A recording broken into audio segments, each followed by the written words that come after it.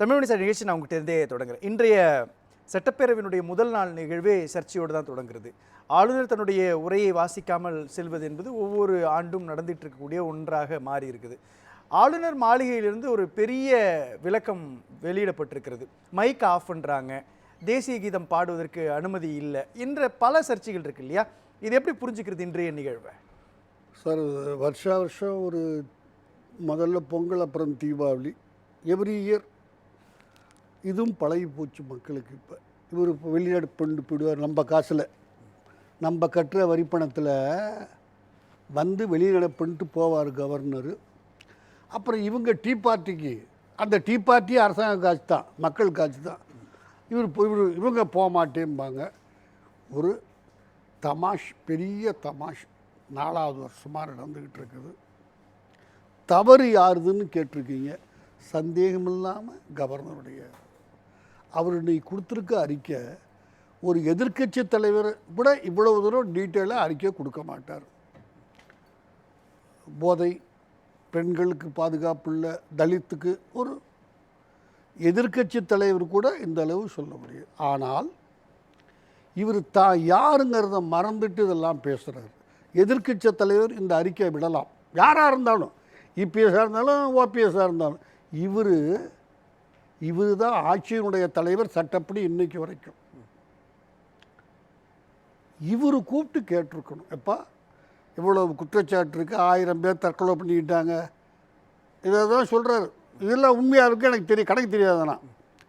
இதை என்னைக்கு டிஜிபியை கூப்பிட்டு, அந்த ஹோம் மினிஸ்ட்ரியோ இல்லை சிஎம் வேணான்னா இன்னொருத்தரையோ கூப்பிட்டு, உட்காருங்கப்பா, லா மினிஸ்டரை கூப்பிட்டு இன்னென்னது இருக்குது, என்னென்ன நடவடிக்கை எடுத்துருங்க. இவரே ஐபிஎஸ் ஆஃபீஸர், யார் இன்னைக்கு இருக்க கவர்னர், ஏன் பீரியடில் இதை மாதிரிலாம் ஆச்சுப்பா, இந்த மாதிரி அந்த டேக்கிள். சார், உங்களுடைய அனுபவம் எனக்கு பயன்படும்னா நீங்கள் எனக்கு குரு, இல்லாட்டி நீங்கள் உங்களை மதிக்க வேண்டிய அவசியம் எனக்கு இல்லை. உங்கள் பதவியால் உங்களுக்கு மரியாதை வரும்னு யார் ரவி நினச்சாலும் யார் நினச்சாலும் தப்பு. ரவிக்கு இந்த குற்றச்சாட்டுகள் எல்லா அரசாங்கத்துலையும் எப்போ இருக்குது, இப்போ இருக்குது, நான் ஒன்றும் மறுக்கலை. ஆனால் இப்போ மைக் ஆஃப் பண்ணுறாங்கன்றாரு. அது இவர் அந்த டெக்ஸ்ட்லேருந்து அவங்க கொடுத்தது. சட்டத்தில் இவர் 2 லைன் அதை படிச்சுட்டு, சரி இவருடைய கருத்தை எல்லாம் தெரிவிக்கிறதல்ல சட்டசபை, படித்து முடிச்சுட்டு 2 லைன் இதெல்லாம் அவங்க எழுதி கொடுத்தாங்க, நான் படித்தேன். என் கருத்து இல்லை, முடிஞ்சு போச்சுங்க. யாரும் உங்களை கேள்வி கேட்க முடியாது. ஒவ்வொரு தடவையும் இதை ஏதோ ஒரு ட்ராமா மாதிரி யார் வரிப்பணும், நீங்கள் ஆடுற ட்ராமா. ஒரு நாள் சட்டசபைக்கு என்ன செலவாகுது கூட்டுறதுக்கு? இவர் கிளம்பி வந்து 9:29க்கு மேலே போய் 7 செகண்டுக்கு முந்தைய படிக்க ஆரம்பித்து, சார் எங்கேயாவது சட்டத்தில் தேசிய கீதம் அப்போ ஒருத்தரோ வாசிக்கணும்னு இருந்ததுன்னா, எப்பா இந்த பிரிவில் இப்படி சொல்லியிருக்கு, நீ வாசிக்கலை, அதை சொன்னார்னா அதில் ஒரு நியாயம் இருக்கும்.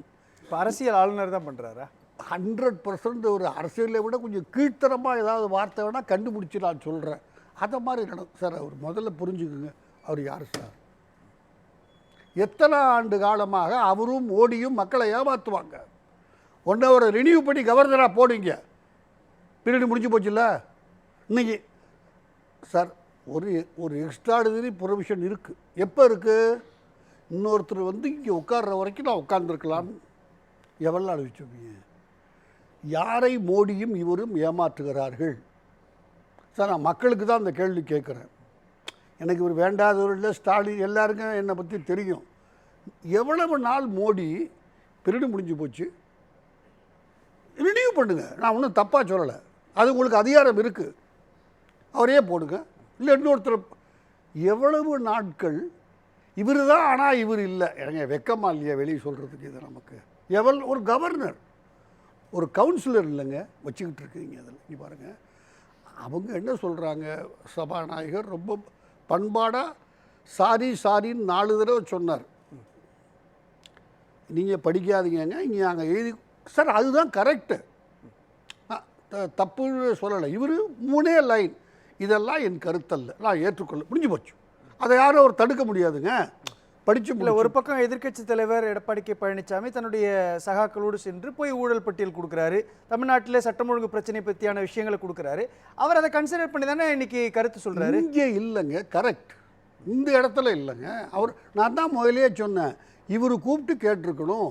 இந்த ஊழல் பட்டியல் இது இல்லாமல் ஒரு கவர்னர் காதுக்கு பல விஷயங்கள் போகும். ரைட்டிங்கில் கொடுப்பாங்க, சிலர் வந்து சார் ரைட்டில் நான் கொடுக்கறதுல எனக்கு சில சிரமங்கள் பல இடத்துல நான் பார்த்துருக்குறேன். இதை மாதிரி இந்த இடத்துல நடக்குது.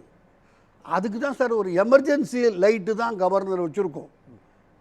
இவர் எந்தைக்கு உங்களுக்கு தெரிஞ்சு இல்லை இங்கே இருக்கவங்க சொல்லட்டும், இன்றைய தேதியில் சிஎம்மா வர சொல்லி இந்த குற்றச்சாட்டு இன்றைக்கி அவர் சொன்னார் இல்லையா, அது எல்லாம் அந்த பெண்கள் பாதுகாப்பு இல்லை, போதை மயமாகிவிட்டது, பொருளாதார வளர்ச்சி, தலித்து பாதுகாப்பு இல்லை, இதையெல்லாம் இந்த கடந்த ஒரு வருஷத்தில் என்னைக்கு இவர் சிஎம்மை கூப்பிட்டு, லா மினிஸ்டரை கூப்பிட்டு, ஹோம் செக்ரட்டரியை கூப்பிட்டு எப்பா இதெல்லாம் இருக்குது பார்த்துக்கிட்டு வாங்கன்னு சொன்னது உண்டா? வாய முடி சும்மா டிஃபன் சாப்பிட்டு உட்காந்துக்குவீங்க நீங்கள். இப்படி சொன்னால் அன்னைக்கு இது எதிர்க்கட்சி தலைவருடைய வேலை, அவர் செய்யலாம், அது தவறு சார். சுருக்கமாக சொல்கிறேன், டயத்தை வளர்த்தாமல், அந்த ஊரில் இவர் வந்த பிறகு இந்த ப்ரொசீஜரை மாற்றலை, ரவி வந்த பிறகு மாற்றலை சார். முதலையே இருந்தது ப்ரீ எக்ஸிஸ்டிங் ப்ரொசீஜர். அந்த ஊரில் இருக்கிற ப்ரொசீஜர் நீ இப்போ வடக்கம் சொல்லவே ஒவ்வொருத்தருக்கும் 100 மெத்தட் இருக்குது. கையெழுத்து கும்பிட்றான், குனிஞ்சு 3 தடவை அவன் மெத்தடு, அவன் ஜாதியில் ஏரியாவில் வட்டாரத்தில் காலில் விழுந்து தான் வணங்கணும். ஆக அவன் ஒரு மெத்தட் வச்சுருக்கிறான். நீ அந்த ஊரில் அதை செய்ய, இல்லை சும்மா இருக்கணும், தப்பு இல்லை, நீ இப்படி தான் செய்யணும்னு சொல்லாது. அதை தான் இல்லை அவர் அங்கேருந்து வந்ததே வாசிக்கணும்னு தானே வர்றாரு. வாசிக்கணும்னு வந்தவர் முடிச்சுட்டு போகிறார். அவர் இல்லைங்க, அவர் தேசிய பாடுங்க. அவர் இந்த உரையில் தவறான இன்ஃபர்மேஷன் இருக்குங்கிறது முதல்லையே படிச்சுட்டார்ல, அதோடைய காப்பியை இல்லையா, இங்கே வந்து படிக்க வந்தார் அவர். இவர்கிட்ட ஒப்புதல் வாங்குறாங்க, தயவு செஞ்சு புரிஞ்சுக்கோங்க. இல்லை பதிவு பண்ணுறாரு, நான் சட்டமன்றத்துக்கு வரலன்னா அது நடைமுறை மீறுதல், நான் வரேன் வந்து கழிச்சிட்டு போகிறேன். அது வந்துங்க யார் காசுன்னு நீங்கள் ஒரு தபால் அனுப்புங்க, எப்பா இந்த உரை நான் சொன்னது போர் இல்லை, இந்த உரையில் பல தப்புகள் இருக்குது, நான் வரமாட்டேன். இதோ கேரளாக்காரன் தைரியம் உள்ளவன், ஸ்டாலினுக்கு தைரியம் இல்லை, அவ்வளவுதான். கேரளா நோன்ட்டான், உங்களுக்கு தெரியுமோ இல்லையோ, 2 வருஷத்துக்கு முந்தி இதே பிரச்சனையில் அதெல்லாம் கவர்னர் வர வேண்டியது இல்லையா, என்ன பண்ண முடியும்? நீ வருஷத்தினுடைய முதல் கூட்டத்தில் கவர்னர் உரைன்னு கான்ஸ்டியூஷன் சொல்லுது சார். கேரளா சிஎம் சொன்னால் கிடையாதுரா. அப்போ அந்த ஸ்டாண்டர்ட் முதலமைச்சர் எடுக்கல அப்படின்றது முதலமைச்சர் தான் பாலிடிக்ஸ் 100% இல்லை, பயப்படுறாரு. ஏன் பயப்படணும்? அவ்வளவு ஊழல்லாம் சிரிக்கிற ஊழல், அதான் காரணம். ஆளுநரால் என்ன பண்ணிட முடியும்? ஆளுநரால் என்ன பண்ணிட முடியும் ஊழல்னா? சார் ஊழல் குற்றச்சாட்டு இருந்து ஆட்சியவே கலைக்கலாம்னு தான் நான்லாம் சட்டத்தில் சின்ன பிள்ளையாகவே கற்றுக்கிட்டேன் 50 வருஷத்துக்கு முந்தி. நீங்கள் அது இல்லைன்னு நினைக்கிறீங்க. 356 அறிக்கை என்பதே ஒரு கவர்னர் அனுப்புறது தான், அப்படி தான் நான் நினச்சிக்கிட்டு இருக்கிறேன். அப்போ அதுக்கு அதிகாரம் இல்லையா அவருக்கு? இவர் முதலமைச்சர் இன்னைக்கு சொல்லியிருக்கிறார், ஆளுநர் உரையை பேரவை தொடங்கும் நடைமுறை முடிவுக்கு கொண்டு வரணும், அதுக்கான நடவடிக்கையை நாங்கள் எடுப்போம், ஒத்த கருத்துள்ள மாநிலங்களை சந்திப்போம். 1.25 மாதம் சும்மா அதெல்லாம் சவுண்டு விடுறாரு. 3 வருஷமாக பிடுங்காத இப்போ போய் செய்திட போகிறாரு அவர். கடுமையான விமர்சனம். Sorry withdraw. கண்ணை மூடிக்கிட்டு கையை கட்டிக்கிட்டு தூங்கிக்கிட்டு இருந்தார். இது முதல் முறை அல்ல.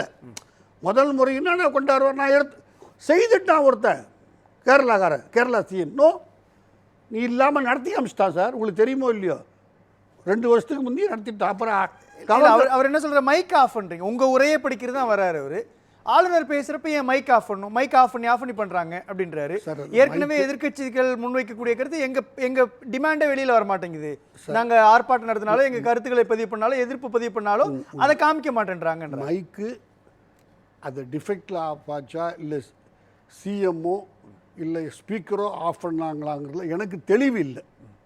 ஏன்னா அதனால் ஒரு தெளிவில்லாத கருத்தில் நான் சொல்ல விரும்பலை, நான் தயவு செஞ்சு புரிஞ்சுக்கோங்க. இல்லாட்டி நான் பொறுப்பெடுத்துக்க தயாராக இருக்கிறேன். அப்படி இருந்திருந்தாலும் எப்போ ஏன்டா மைக் ஆஃப் பண்ணுறீங்க, நான் படிப்பேன், செய்திருக்கலாம். அவர் படிக்கக்கூடாதுன்னு வந்தவர் சார். அவர் தான் முதலே ஒரு வர ரெடி பண்ணி வச்சுட்டு வந்துட்டார், அங்கே போய் கையெழுத்து போட்டு ரிலீஸ் பண்ணிட்டார். இருக்கு சரிங்க பாருங்கள், அங்கே உள்ள நீ முறையை ஏற்றுக்கிட்டு தான் ஆகணும் எங்கேயா இருந்தாலும். ஒரு உதாரணம் சொல்கிறேன். குன்றக்குடி மடத்துக்கு போகிறாரு பெரியார். கடவுள் இல்லை, அவருடைய கொள்கை தப்பு சரியில்லை போகலைண்ணா. அங்கே சாப்பாட்டுக்கு கூப்பிட்ருக்காங்க, போய் உட்காந்துட்டார் சாப்பாட்டுக்கு. அவங்க சொல்கிறாங்க, முதல்ல நாங்கள் பூஜை பண்ணிட்டு தான் சாப்பாடு போடுவோம். சரின்னு போய் நிற்கிறார் அவர். பெரியார் அதெல்லாம் தப்பாக முடிச்சுட்டு தீபாராதனை காமிச்சிட்டு அன்னைக்கு இருந்த குன்றக்குடி அடிக்கல பெரியவர் இவர் இல்லை, ஒவ்வொருத்தரும் தட்டை காமிச்சு அவங்க அந்த விபூதி எடுத்து பூச்சிக்கிறாங்க. பெரியார் எடுத்து பெரிய பட்டையாக போட்டுக்கிட்டார். கேட்டாங்க, அவன் ஊரில் அது ப்ராக்டிஸ் வச்சுருக்கான், நான் இதை பூசிக்கிட்டதுனால நான் கடவுளை ஒத்துக்கிட்டேனாடா? யாரா சொன்னான் அவங்கக்கிட்ட? அவனை மதிக்கணும், அவன் என்னை சாப்பிட கூப்பிட்டவன், சாப்பிட போயிருக்கேன். அவன் எல்லாரும் எடுத்து பூசினாங்க. என்னடா தப்பு?